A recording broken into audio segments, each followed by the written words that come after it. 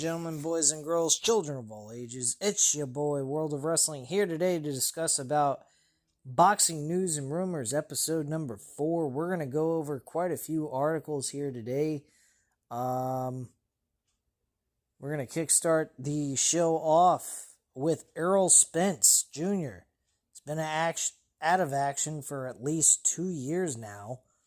Since the knockout he took and the severe beating he took from Terrence Crawford in 2023.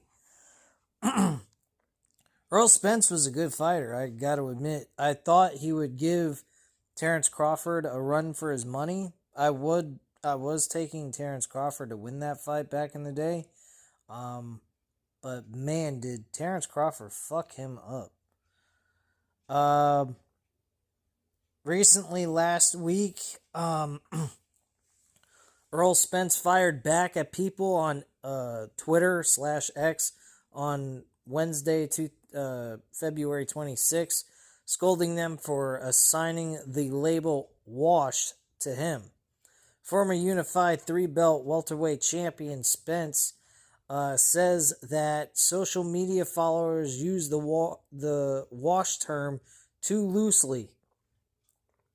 2-year layoff. The reason people say Spence is washed or over the hill is because he hasn't fought in 2 years and is coming off a ninth round knockout loss to Terrence Crawford on July 29, 2023.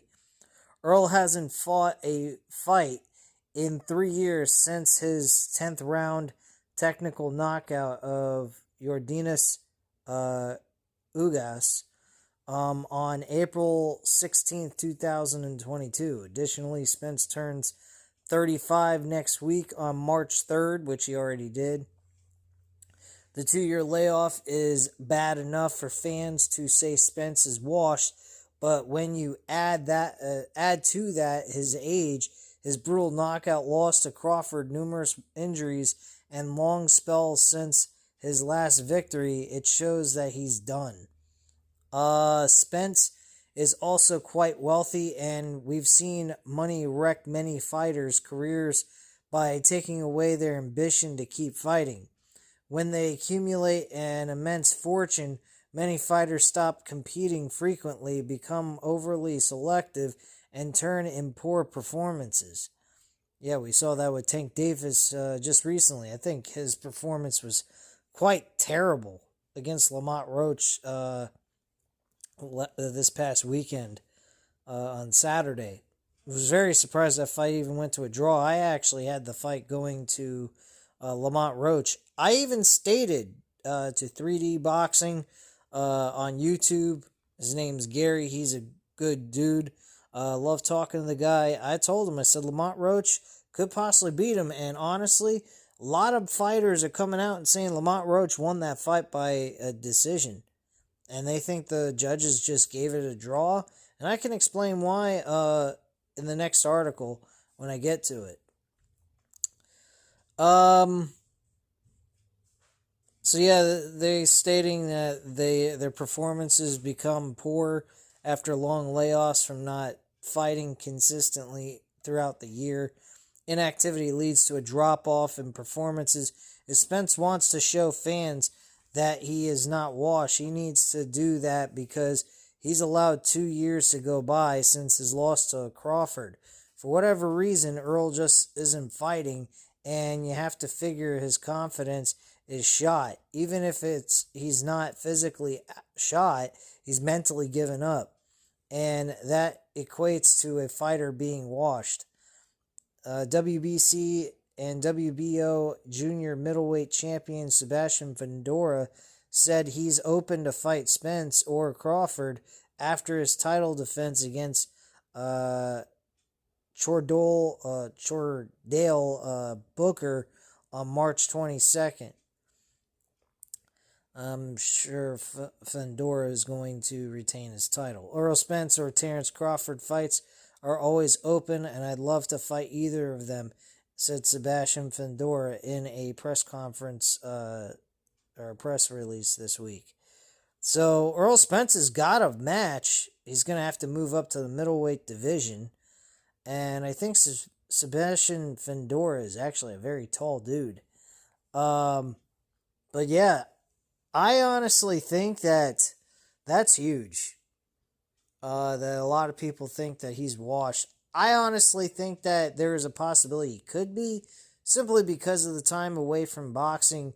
That loss he took in 2023 to Terrence Crawford was pretty rough. A lot of people would probably say he's better off just retiring. From that article alone, I'd say that's what the writer of that article was saying, is he really ought to just take what he's got, be happy with it, and not put any more damage to his legacy, because that loss was pretty bad. And I have to agree. It was a pretty damaging loss. I didn't think Errol Spence was going to get that fucked up. Hence why I think Canelo Alvarez might have a challenge on his hands with Terrence Crawford. My only issue with Terrence Crawford winning the fight is the move up in weight. He's moving up from 54 pounds to now 168. He's putting 14 more pounds on himself. It might make him slower. He might not be as good. It might affect his stamina, for all I know. It puts him at a disadvantage, but at the same time, Crawford is a good fighter. I would not put it past him to be able to pick up a victory. But we're talking about Canelo Alvarez. He's been dominating the middleweight division for quite a while now. He's established himself as a big name fighter. I will say that he is a bigger name than Terrence Crawford, unfortunately. But Terrence Crawford is right up there with the big names, too. So he's not like some nobody that's facing Canelo Alvarez. He ain't some chump. But this is not going to be an easy fight for Terrence Crawford by any means. So, but that's kind of going off the topic about Errol Spence. But if I was Errol Spence, I would take the Sebastian Fundora fight. He's already willing to give him a title fight. I say that would be a great thing for Errol Spence. Give it a run, roll the dice, see what happens, train real hard for about a year, and take the fight. That's what I'd do. And get some championships under your belt. But if you go out swinging and you look like shit, I would just retire after that, because that just proves you're not in it to win it anymore. You're just there, and you ain't got the same skills that you once had. That's just my thought and opinion on that. And he might be shot completely from that loss from Terrence Crawford, but that's just my opinion. The only way to find out is if he actually goes through with a fight, and that's basically it. Speaking of the Devontae Davis, what the fuck am I talking about? Or Gervonta Davis. Gervonta Davis versus Lamont Roach fight. Devin Haney actually stated that he saw Roach winning that fight, surprised by Tank Davis' no knockdown escape. He actually thought that Devin Haney thought that Gervonta Davis lost that fight. Canelo Alvarez has come out and stated the same thing and believes that the New York Sport Commission should actually go ahead and reverse the result of the fight and have Lamont Roach be the winner of that fight. I wouldn't go that far. I'd have a rematch. I'd go ahead and have Lamont Roach. I'll be honest with you. I believe that full-heartedly Lamont Roach was winning that fight, and I believe those judges made it a draw, and I'll tell you why. I think they were paid off by the bookies. This is going to sound far-fetched. Lamont Roach was a plus 900. A plus 900. People were probably chasing that. Gervonta Davis was dirt cheap. They saw the fight was extremely close, and they said, okay. And probably, they were given the nod by the bookies, for all we know, that if you see the fight being close, just call it a draw. One of you just call it a for one of the fighters and then just call it a draw from the other two judges. And just do that. And I'll tell you why. Because not too many people were thinking this fight was going to go to a draw. This fight was not a draw. This was a flip of the coin. And both fighters could have won this fight by 115, 113. That's the way I scored it. I had it for Gervonta Davis, honestly. But then again, the last two rounds, Lamont Roach did very well in. So I'd have to go back and watch that fight to make a decision on that and whatnot. But yeah, Devin Haney is absolutely correct. That knockdown should have counted. I don't know what the fuck the referee was doing, but that was absolute garbage. I don't know what the fuck that referee was seeing, but that was absolute dog shit. And I don't know how the hell you go ahead and you do something like that and you get away with it. But this is what Devin Haney says. He was just as surprised as everyone else by the no knockdown call in the 9th round of Gervonta Davis. Fight against Lamont Roach last Saturday night at the Barclays Center in New York. Haney said he'd never seen anything like it before when WBA lightweight champion Tank Davis took a knee in the 9th round. Referee Steve Willis chose not to score it as a knockdown. He even let Tank walk back to his corner to have his eyes toweled off. His claim was he had hair grease in his hair, and it was dripping into his eyes. Why would you have hair grease during a fight? That, to me, makes absolutely no fucking sense. It's absolute insanity, personally, in my opinion. And he should have been warned about that beforehand, and he should know the rules that if you drop, your glove hits the mat, or you kneel down, that's counted as a knockdown, whether you get hit or not. So, honestly, I don't know. It seemed a little awkward to me altogether, but it is what it is. The no knockdown allowed Tank to escape with a 12th round majority draw, so he stayed the WBA champion, and Roach was left with nothing to show for his performance, which I think absolutely sucks. Goes on and says, I always knew Lamont wasn't coming to lay down. I've been knowing Lamont since we were kids, so we came up through the amateurs together, said Devin Haney to Ring Magazine, reflecting on the Gervonta Davis versus Lamont Roach fight from last Saturday. I knew Lamont was serious in coming in there to fight, but I thought he did a lot better than I thought he would. I thought he won the fight outright. The no knockdown, that was unheard of. That's the first time I've ever seen with my own two eyes, said Devin Haney about Tank Davis taking a knee in the 9th round and the referee not calling it a knockdown altogether. Article continues on stating many people believe that if Lamont Roach had taken a knee and then walked back to his corner, the referee would have counted it as a knockdown and then waved off the fight. He's not a superstar like Tank Davis, so he wouldn't be given the special treatment that stars get. The referees did start giving Tank an 8 count, but then stopped for some reason. It was very weird. Roach feels that it should have been a knockout or a knockdown, which would have given him the win by the judges' scorecard altogether. He's since appealed the New York State Athletic Commission, hoping that they'll change the result to give him the victory. Surprisingly, they are not. They are taking a long time to decide. There is nothing surprising about that. Gervonta Davis is one of the biggest names in boxing. He's got an unbeaten record that no one has been able to yet put a 1 in his loss column.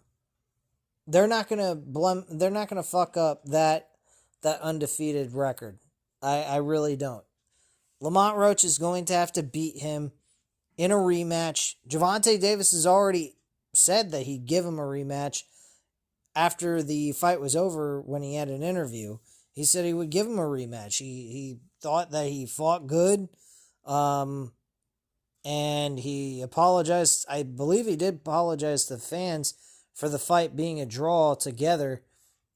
And he said he would not have any issues facing him in a rematch because the fight was so damn close and all it came down to was a draw.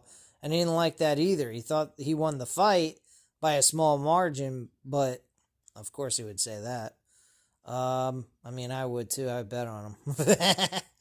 But yeah, I honestly,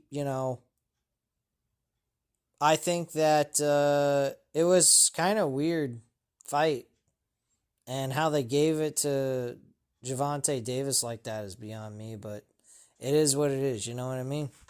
The article we're going to talk about is about Shakur Stevenson. Stephen Edwards is a trainer in boxing, and he kind of gave an insight about Shakur Stevenson and what he thinks Shakur Stevenson would need to do in order to beat Gervonta Davis. Trainer Stephen Edwards says that if Shakur Stevenson gets the fight that he's been pushing for against Gervonta Davis, he's going to need to make it a risk-free performance to avoid getting clipped. Edwards doubts whether Shakur's safety-first, point-scoring amateur style will be appreciated by the judges enough for them to give him a decision win over a lightweight champion Tank Davis from the WBA. Stephen feels the judges and fans in this era don't appreciate the fighting style that WBC champion, lightweight champion Stevenson has to offer. And I agree. I think that Stevenson is very unappreciated, and I think his style of fighting is... I love his style of fighting. As much as it may seem boring to others, to me, it's like a fucking work of art on a canvas. And that's what he does. He's a very special talent. Unfortunately, he don't knock people out. He doesn't have the same power that Floyd Mayweather did, but he does remind me a lot of Floyd Mayweather's fighting style. And that's what I always liked about him when I first saw him. But yeah, his fighting style is not exactly what I would talk about pay-per-view buyouts where people are fucking buying out of shit. There's like a ton of buyouts for his pay-per-views if they put him on the main event. But he's a good fighter. If he would just kind of find out, figure out a good way of being able to be a knockout artist here and there in his fights like he did against Josh Padley. Unfortunately, he didn't knock him out as quickly as he should have, because Padley came into this fight like only 2 days notice with no training, no nothing. And he got walloped, yeah, but people think that Shakur Stevenson should have been able to knock him out a lot sooner than what he did. And I would agree with that. I think that Shakur Stevenson is shy behind the trigger. He doesn't pull the trigger as much as he should. And I think it's because he's worried about getting hit and knocked out.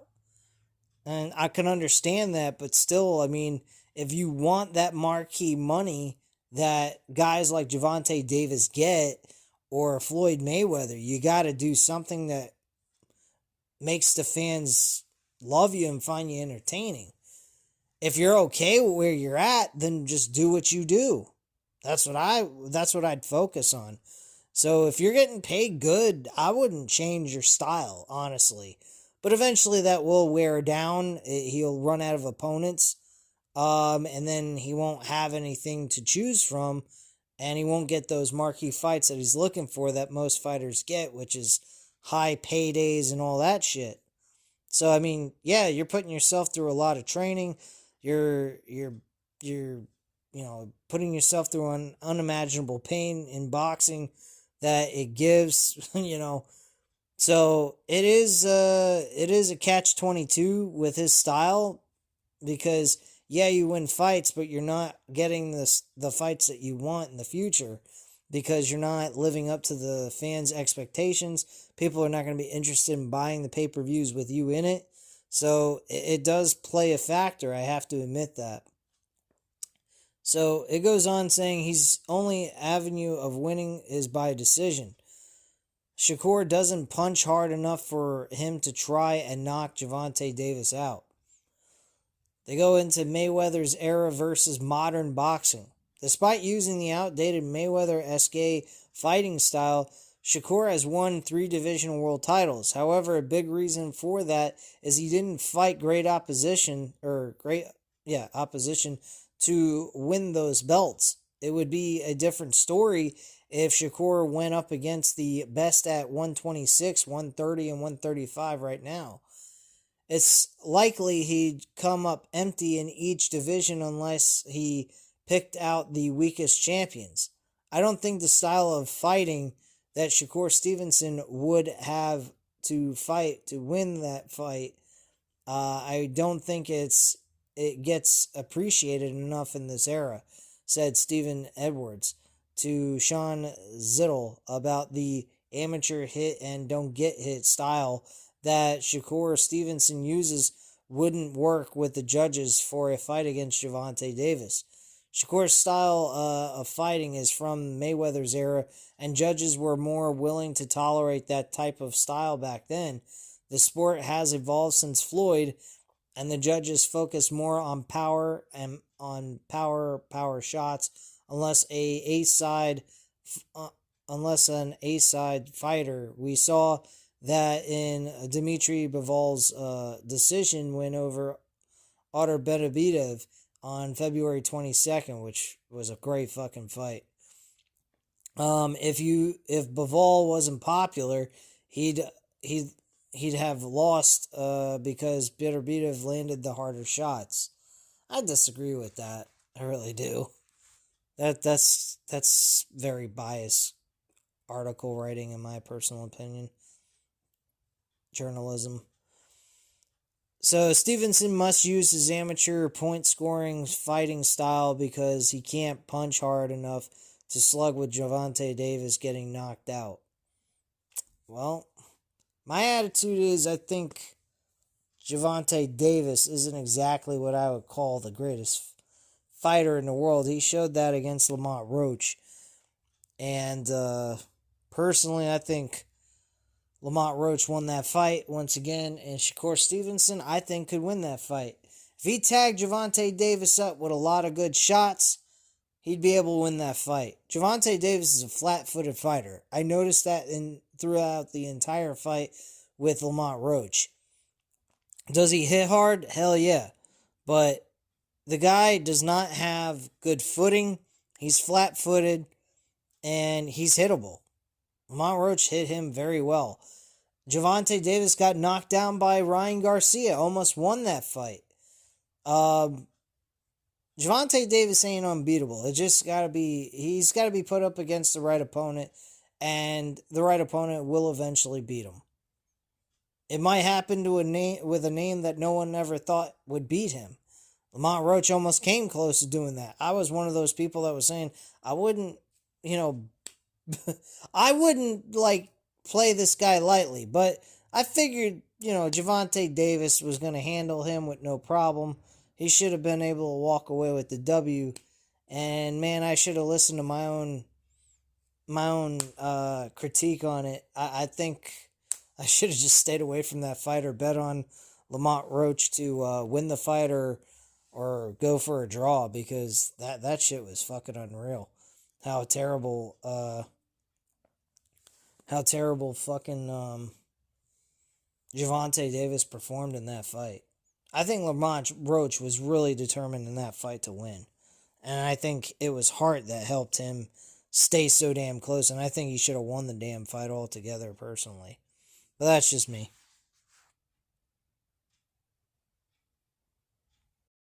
Next up, we're going to talk about Canelo Alvarez.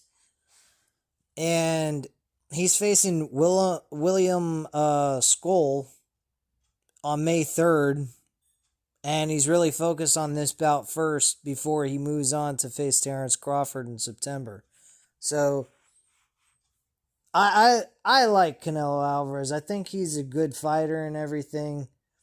Um, it's just that I think that he can be beaten. He's been beaten before twice. So once by Bivol and once by Floyd Mayweather. So he's saying Canelo refuses to look past his underdog opponent, the IBF super middleweight champion William Scroll, towards the mega fight against Terrence Crawford in September. Of course you shouldn't, because here's the thing, you lose, that fight means absolutely fucking nothing, bro. So he better go in there, have a good fight with him, knock his ass out, or beat him by decision dominantly, and then move on to Terrence Crawford. And put all his energy into that. Right now, he needs to focus on one fight at a time, and Terrence Crawford ain't that fight yet. So the WBA, WBC, and WBO champion Canelo Alvarez said today that he's 100% dialed in for the fight against William Scroll, who's 23-0 with 9 knockouts, which ain't all that impressive, on May 3rd at the venue in Riyadh, Saudi Arabia.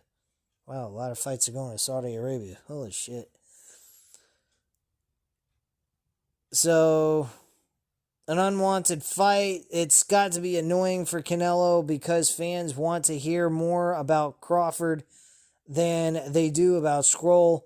They don't rate the Cuban fighter and view this guy along the same lines as Alvarez's last opponent, Edgar Berlanga, who had zero going for him other than cruiserweight size. Scroll isn't the ideal fighter to help build interest in Canelo's match against Crawford. He needed Osleys Agales, Tiago Pacheco, Genovic,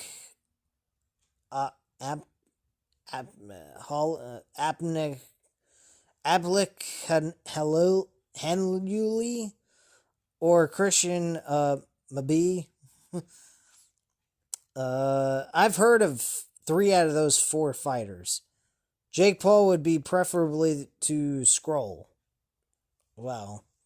Problem with Jake is that the interest that the fight would bring in would dwarf what Canelo versus Crawford would do, but isn't popular outside of the ultra hardcore boxing fan.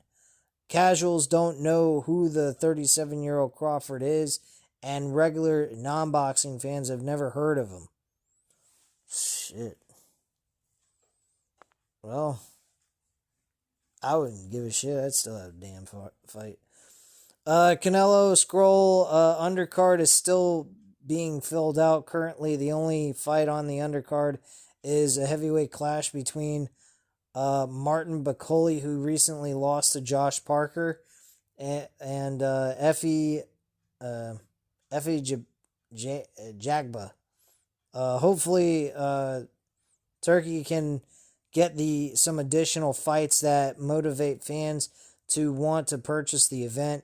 Canelo's fight against Scroll isn't a big enough attraction to attract fans to buy the pay-per-view event. I mean, I might, depending on the price. If it's $25.99, I might. First is May, and I don't see any other fighter there, said Canelo Alvarez to Hot 97. That's a station. About who he plans on fighting after his May 3rd fight against William Scroll. So I'm focused 100% on William Scroll because he's a good fighter, he's a champion for a reason, and I need to beat him first to see other fights. And that's pretty much it. So, good on Canelo. I'm glad he's not overlooking this guy. He definitely needs to focus on him first, because if he loses this fight, the fight with Crawford has no fucking steam going into it, no momentum, and he loses all credibility for this fight to even occur. If he even loses the fight, he might as well just not even do the fight altogether. I wouldn't even want to face him if I was Terrence Crawford.